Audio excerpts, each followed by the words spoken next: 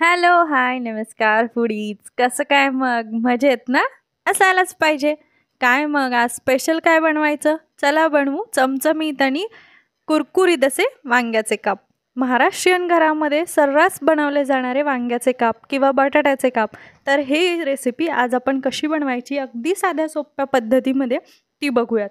बघू शकता तुम्ही की एकदम वरतून कुरकुरीत आणि आतून एकदम सॉफ्ट असे झालेले आहेत. तर चला यासाठी लागणारे साहित्य आणि कृती बघूयात. तर इथे मी जे भरिताचं वांगं असतं मोठं तर ते घेतलेलं आहे.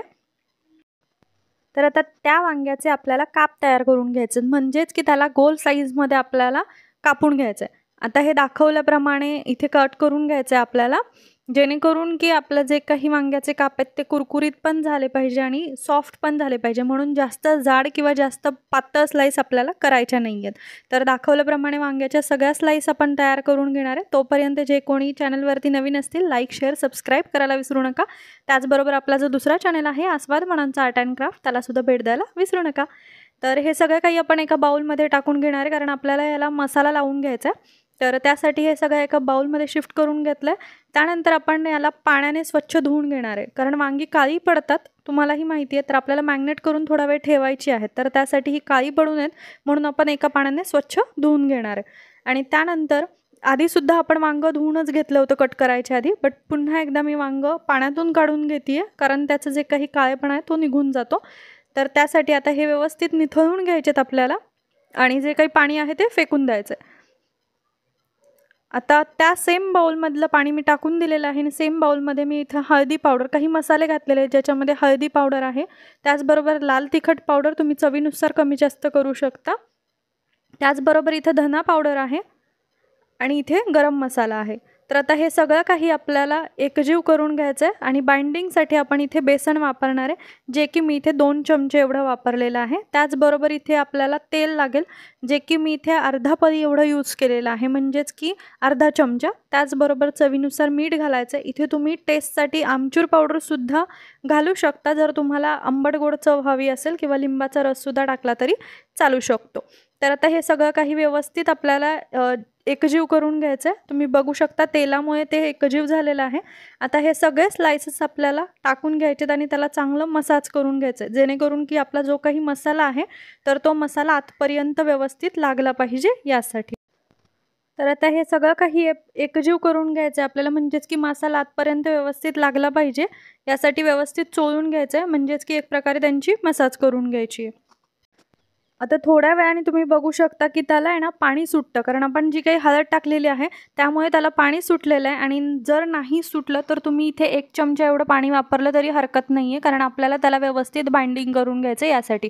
आता आपण जे काही कोटिंग करणार आहोत तर ते कोटिंगची तयारी करतो आहे. त्यासाठी आपण एका प्लेटमध्ये इथे रवा घेतलेला आहे, बारीक रवा घ्यायचा आहे. त्यानंतर तांदळाची पिठी घ्यायची आहे आणि त्याचबरोबर त्याच्यामध्ये मीठ आणि काही मसाले घालायचे, जे तुम्ही गरजेनुसार टाकूही शकता किंवा स्किपसुद्धा करू शकता. इथे मी लाल तिखट आणि हळद पावडर आणि मीठ घातलेली आहे. आणि आता हे व्यवस्थित मिक्स करून घ्यायचं आहे, कारण कसं होईल की जर आपण हे बाइंडिंगला नाही लावलं तर जे काही काप आहेत ते कुरकुरीत होणार नाहीत. आणि त्याचबरोबर आपण जर याच्यामध्ये मसाले नाही घातले तर ते एकदम प्लेन लागेल, त्याला टेस्ट एवढी लागणार नाही यासाठी. तर आता हे व्यवस्थित आपण एकजीव करून घ्यायचं आहे. आणि त्यानंतर आता जे काही आपले काप आहेत ते 10 मिनिटांनंतर आपण घेणार आहे वापरायला. तर 10 मिनिट झालेले आहेत मॅग्नेट करून. आणि त्यानंतर आता आपण हे जे काही काप आहेत ते रव्यामध्ये मिक्स करून घ्यायचे आहेत, म्हणजे रवा कोटिंग करून घ्यायचं आहे. त्याला 2 ते 3 वेळेस असं उलट पलट करून घेतलं की रवा व्यवस्थित चिटकतो. आणि त्यानंतर आपण हे तेलामध्ये डीप फ्राय करून घेणार आहे. तुम्ही शॅलो फ्रायसुद्धा करू शकता किंवा साध्या तव्यावरती फक्त भाजूनसुद्धा घेऊ शकता. ज्याप्रमाणे आपण फिश फ्राय करतो, जे नॉन व्हेजिटेरियन असतील त्यांना माहिती आहे फिश फ्राय, तर त्याच पद्धतीने आपण हे करून घेणार आहे. आता इथे मी 2 ते 3 पळ्या एवढंच तेल टाकलेलं आहे, कारण जास्त तेलामध्ये मी इथे टाकलेलं नाही आहे. आणि त्यानंतर आता हे व्यवस्थित आपण तळून घेणार आहे. आणि हे आपल्याला फ्राय करते वेळेस एक गोष्ट लक्षात ठेवायची आहे, की आपला जो काही गॅस आहे तो लो टू मीडियम फ्लेमवरती ठेवायचा आहे, नाहीतर आपला जो काही रवा आहे तो करपून जाईल फास्ट गॅसवरती जर केलं तर, आणि जे काही वांगं आहे ते कच्चं राहील यासाठी. तर आता हे लो टू मीडियम गॅसवरती आपण फ्राय करून घेणार आहे. अल्टीपल्टी थोड्या वेळानंतर करायचं आहे, म्हणजे एक 5 मिनटं एका साईडने आणि 5 मिनटं दुसऱ्या साईडने अशा पद्धतीने करून घ्यायचं आहे. गोल्डन ब्राऊन होईपर्यंत आपल्याला हे व्यवस्थित क्रिस्पी होईपर्यंत आपल्याला व्यवस्थित भाजून घ्यायचे आहेत आणि त्यानंतर जर तुम्हाला मध्ये जर तेल कमी वाटलं तर तुम्ही तेलही टाकू शकता। आता हे कुरकुरीत काप तुम्ही आपल्या वरण भाताबरोबर, मसाले भाताबरोबर किंवा आपल्या भाजी चपातीबरोबर सुद्धा एन्जॉय करू शकता। तर मग रोज रोज तेच वांगं करायचा जर कंटाळा आला तर ही रेसिपी नक्की ट्राय करा आणि कळवायला विसरू नका। चला मग पुन्हा भेटूयात अशाच नवीन व्हिडिओसोबत, तोपर्यंत धन्यवाद।